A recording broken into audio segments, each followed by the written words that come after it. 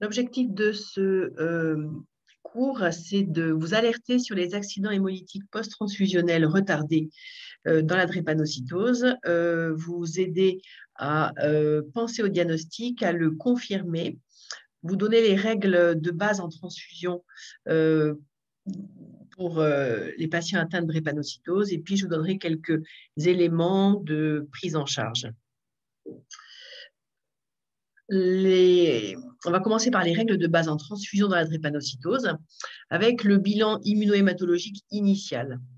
L'objectif de ce bilan, c'est d'anticiper les situations à risque.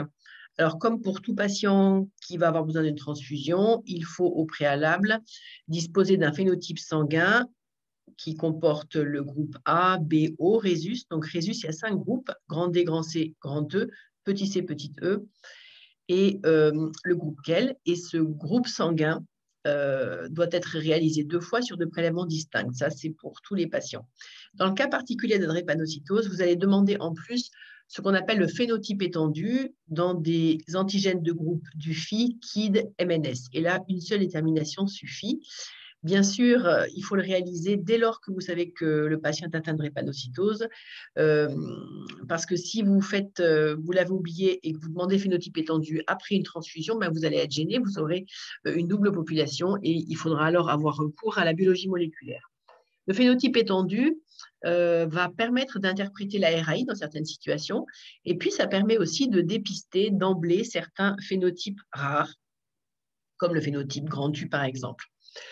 Sont maintenant systématiquement associés au phénotype sanguin, phénotype étendu, l'analyse moléculaire de tout le système Rhésus, les 5 antigènes dont on a déjà parlé. Ça va permettre de dépister les antigènes partiels. Alors, un antigène partiel, c'est un antigène qui est exprimé sur le globule rouge, mais avec des épitopes manquants. L'individu est dit positif pour cet antigène.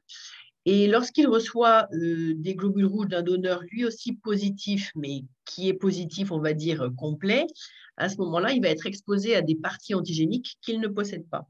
Et donc, on va observer des allo-anticorps. Donc, le dépistage des antigènes partiels est important. Ça va permettre un conseil transfusionnel. Et puis aussi, l'analyse moléculaire du système RH va dépister certains phénotypes rares. Dès lors que votre patient a un sang rare, il va être signalé au CNRGS, Centre national de recherche sur les groupes sanguins.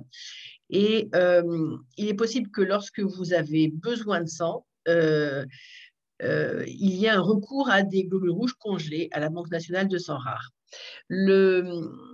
C'est important aussi de savoir que votre patient a un sang rare, parce qu'en fait, il faut comprendre que vous pouvez avoir un délai pour la mise à disposition des globules rouges. Et puis, dans certains cas, plus qu'un délai, il y a des ressources qui sont limitées. Et donc, dès lors que votre patient a un groupe sanguin rare, pensez à l'intensification précoce pour éviter la transfusion et pensez aux alternatives thérapeutiques, dont la greffe en particulier. Juste avant chaque transfusion, il y a le bilan immunohématologique pré-transfusionnel. Comme pour tout patient transfusé, c'est les RAI, en plus de la vérification, que vous avez bien le groupe sanguin. L'objectif, c'est d'éviter une incompatibilité immédiate au moment de la transfusion. La transfusion, vous allez respecter la compatibilité ABO. Vous respectez également le phénotype Rhésus-KEL. Ça, c'est pour prévenir l'alloïmisation dans ces groupes-là. Et puis, vous allez respecter aussi les anticorps qui pourraient être identifiés par une RAI dans les autres systèmes. Spécifiquement, pour le patient atteint de drépanocytose, une épreuve de compatibilité va être réalisée. Là, c'est le sérum du patient qui va être mis en contact avec les globules rouges qui doivent être délivrés. Et ça permet de détecter des anticorps qui n'ont pas été détectés à la RAI. Ce sont des anticorps qu'on appelle anticorps antiprivés, donc c'est une sécurité supplémentaire. Bien entendu, il faut évidemment que le dépôt de sang, l'établissement du sang soit au courant que le patient que vous allez transfuser est atteint de drépanocytose. Alors, cette épreuve de compatibilité qui se fait au laboratoire ne doit pas être confondue avec le contrôle ultime au lit du patient qui, lui, vérifie la compatibilité ABO. Dès lors que pour un patient atteint de drépanocytose, vous avez identifié une alloimmunisation dans les systèmes du Phi, KID, MNS, dans la mesure du possible, vous allez demander une transfusion qui respecte l'ensemble du phénotype étendu. Et puis enfin, le bilan immunohématologique post-transfusionnel qui consiste en fait à faire des RAI entre 3 semaines et 2 mois après une transfusion. Cette RAI permet d'identifier des anticorps d'alloimmunisation. Et ce qui est important de comprendre, c'est que ces anticorps peuvent disparaître avec le temps. Ils peuvent se négativer. On appelle ça des anticorps en fait évanescents. Mais ces anticorps donc peuvent être restimulés très rapidement et entraîner des hémolyses post-transfusionnelles. C'est ainsi que, dès lors que la RAI a été positive, a identifié des allo-anticorps, même s'ils ont disparu, il faut toujours tenir compte de ces anticorps lors de prochaines transfusions. Et vous comprenez maintenant l'importance de connaître l'historique transfusionnel du patient. S'il a été pris en charge dans un autre centre, transfusé, il peut avoir eu des RAI positives. Vous, quand vous le recevez, les RAI sont négatives. Si vous ne faites pas l'enquête transfusionnelle, l'historique transfusionnel, vous pouvez passer à côté. Et ça peut être une cause d'accident hémolytique post-transfusionnel. Alors, c'est quoi l'accident hémolytique retardé post-transfusionnel? C'est une hémolyse qui survient entre 5 à 21 jours après une transfusion. Et cette hémolyse concerne préférentiellement les globules rouges transfusés. Les anticorps sont détectables seulement dans 70% des cas. Et donc, le fait d'avoir une RAI négative n'élimine pas le diagnostic d'accident hémolytique post-transfusionnel. L'accident hémolytique post-transfusionnel retardé peut mettre en jeu le pronostic vital, mais aussi neurologique. Donc, il faut le reconnaître précocement pour le confirmer, et parce que c'est une complication qui est risquée. Il y a un risque lié à l'accident hémolytique, mais il y a aussi un risque à la retransfusion. Dès que vous y pensez, vous allez mettre en œuvre tout pour confirmer qu'il s'agit bien d'un accident hémolytique par l'étude du rendement transfusionnel. Et puis, vous allez prendre en charge cette complication en tenant compte des risques à retransfuser et des risques à ne pas retransfuser. Alors, dès lors que le diagnostic, je dirais que l'accident hémolytique post-transfusionnel est à suspecter devant tout symptôme anormal, quel qu'il soit, une CVO, un syndrome thoracique aigu, un syndrome fébrile, une anémie, des urines foncées ou porto, dès lors que ce symptôme survient après une transfusion récente, et globalement, on peut dire entre 5 à 21 jours. Si vous avez une suspicion, vous allez tout faire pour aller jusqu'à la confirmation biologique. La première étape, c'est d'élargir le bilan avec un hémogramme des réticulocytes. Classiquement, le taux d'hémoglobine va être plus bas que celui que vous attendiez. Vous pouvez observer une thrombopénie, c'est un signe de gravité. Les réticulocytes classiquement sont élevés en cas d'hémolyse, mais il est possible d'observer une réticulopénie, c'est un critère de gravité de l'accident hémolytique. Bien sûr, faire un iono avec étude de la fonction rénale. Dans cette forme, il peut y avoir une insuffisance rénale liée à l'hémolyse sévère, un bilan hépatique, du fait aussi des défaillances hépatiques qui ont été décrites au cours des accidents hémolytiques. Les autres paramètres biologiques qui vont vous permettre d'évaluer l'importance de l'hémolyse, le taux de LDH, la bilirubine. Faites aussi une coagulation, puisque dans certaines formes sévères, la CIVD est possible, la CRP est souvent élevée, et puis n'oubliez pas la bandelette urinaire. À la recherche d'une hémoglobinurie. L'hémoglobinurie, c'est quoi? C'est une bandelette urinaire positive au sang. Donc, ça vire. Vous faites le CBU, mais il n'y a pas de globules rouges à le CBU. Et donc, c'est un diagnostic qui est un diagnostic en fait d'élimination. Et la présence d'hémoglobinurie traduit l'hémolyse intravasculaire. Il faut impérativement réaliser une électrophorèse de l'hémoglobine. Elle est obligatoire parce que c'est elle qui va permettre d'évaluer le rendement transfusionnel. Je vous mets ici le lien pour utiliser le nomogramme qui a été développé par l'équipe des adultes de Mondor. Vous voyez ici, vous êtes au moment où vous suspectez l'accident hémolytique post-transfusionnelle. Avec l'hémogramme, vous allez indiquer le taux d'hémoglobine du patient. Avec l'analyse de l'hémoglobine, vous allez indiquer le pourcentage d'hémoglobine A restante et vous allez le comparer en mettant la date aux valeurs qui ont été obtenues après la transfusion précédente. Vous voyez, là, chez ce patient, il avait 11 après la transfusion, 40% d'hémoglobine A.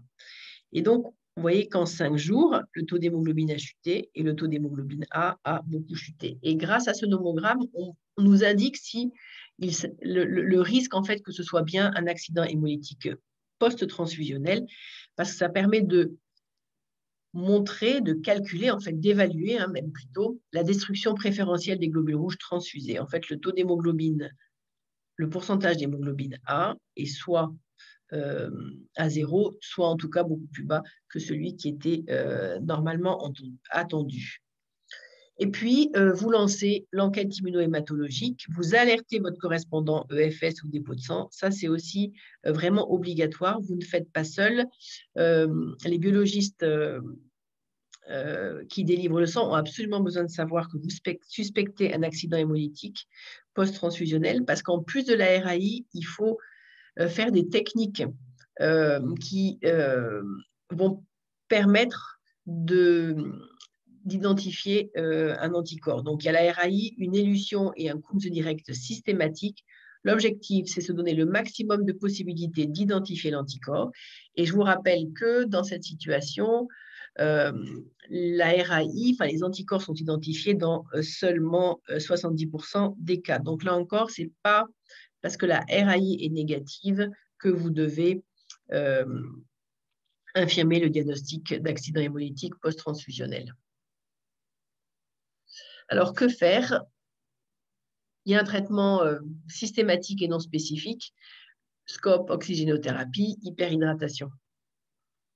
En cas de CVO ou STA, prise en charge aussi de la crise, traitement antalgique, là, vous pouvez vous référer au protocole de prise en charge. Attention aussi à l'hypertension artérielle. Elle peut être associée à un PRES syndrome, précéder le PRES syndrome, et donc il est important de la prendre en charge et de la traiter. La règle d'or dans cette situation-là, dès lors que vous suspectez un accident hémolytique retardé post-transfusionnel, il faut éviter la transfusion, mais bien sûr, il va falloir évaluer la balance risque-bénéfice.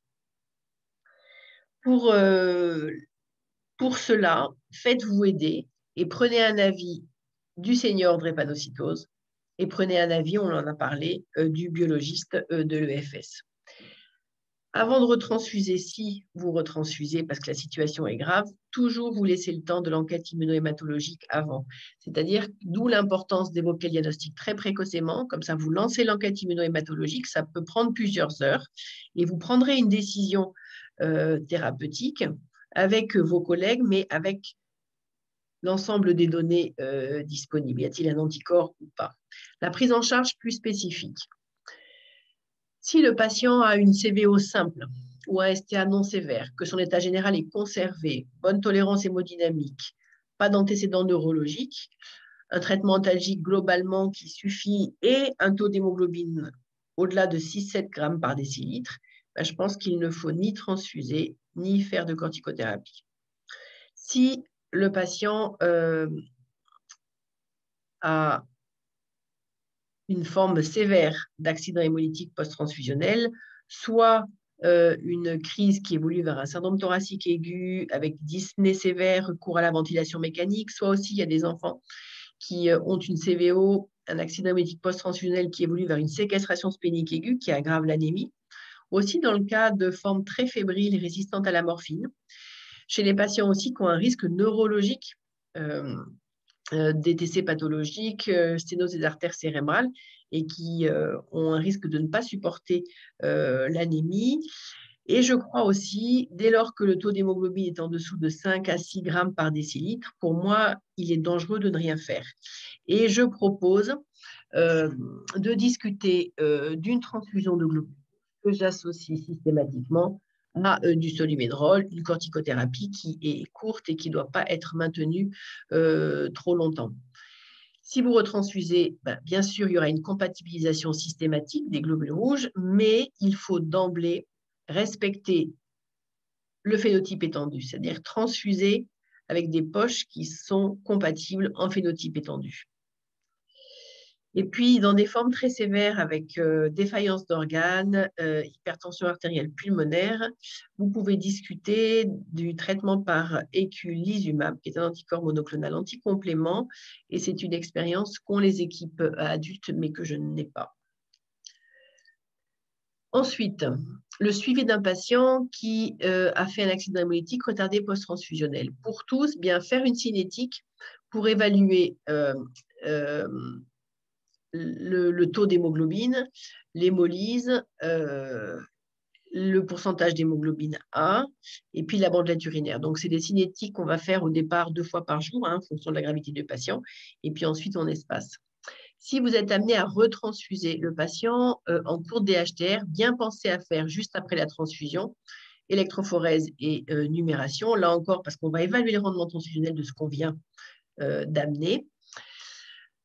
Pensez aussi un tout petit peu à distance de l'accident hémolytique, donc à 1 semaine et à 3 semaines de l'accident, à refaire l'enquête immunohématologique, RAI, Coombs, élution, même si les RAI étaient négatives au moment de l'accident, tout ça parce qu'on peut un petit peu plus tard identifier l'anticorps. Tout accident hémolytique post-transfusionnel confirmé doit faire l'objet d'une déclaration à l'hémovigilance.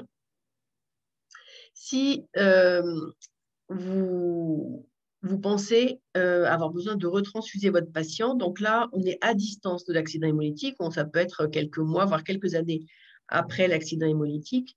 Bien sûr, pensez à anticiper, avoir finalement étudié l'accident hémolytique post-transfusionnel en termes de gravité, en termes d'enquête immunohématologique, de comment il avait été transfusé, de façon à prendre une décision, on va dire, éclairée avec l'ensemble des éléments et après une discussion conjointe avec le biologiste de l'EFS. Dans certaines situations où la transfusion est programmée, on peut discuter de faire une perfusion de MabThera, d'anticorps anti-CD20, une dizaine de jours avant la transfusion programmée. Si vous retransfusez, bien pensez à faire systématiquement le bilan post-transfusionnel, juste après la transfusion, et puis, pareil, de nouveau, rechercher les anticorps 3 semaines, 1 mois après la retransfusion. Puis, je voudrais finir par des aspects de prévention. Je vous ai dit que certains accidents hémolytiques post-transfusionnels étaient liés à la réactivation d'anticorps qui n'étaient plus détectables à la RAI, mais qui avaient été présents avant, qui étaient parfois connus dans d'autres centres. Et donc, je voudrais finir en insistant sur le fait que dès l'initiation du suivi d'un patient, avant toute transfusion, bien vérifier en amont s'il y a eu une transfusion antérieure dans un autre établissement de santé, demander l'enquête immunohématologique à la recherche d'antécédents de RAI positifs ou d'antécédents cliniques d'accident transfusionnel. C'est une étape clé qu'il ne faut pas louper. Informer votre correspondant EFS des lieux de suivi antérieurs et c'est lui qui vous aidera à l'enquête. Pensez aussi à faire la RAI post-transfusionnelle entre 3 semaines et 2 mois après toute transfusion. Ça, c'est vraiment quelque chose que je crois on oublie dans les services qui prennent en charge les enfants avec drépanocytose parce qu'ils sont tellement transfusés qu'on ne pense pas au RAI post-transfusionnel. Mais là encore, c'est vraiment le temps idéal pour mettre en évidence un allo-anticorps s'il se développe. Et puis, dans la prévention, c'est aussi apprendre à reconnaître les accidents hémolytiques post-transfusionnel retardé. Tous les accidents hémolytiques ne sont pas liés à un accident transfusionnel, donc ne pas non plus porter le diagnostic alors que ce n'est pas ça. Et donc, je vous encourage à réaliser de façon systématique, après toute transfusion en situation aiguë, un enfant qui est venu pour une CVO ou un STA, vous l'avez transfusé, bien penser à faire systématiquement électrophorèse NUM juste après la transfusion. Parce que c'est avec ces données-là qu'on pourra calculer le rendement transfusionnel s'il y a un problème à l'accident hémolytique après.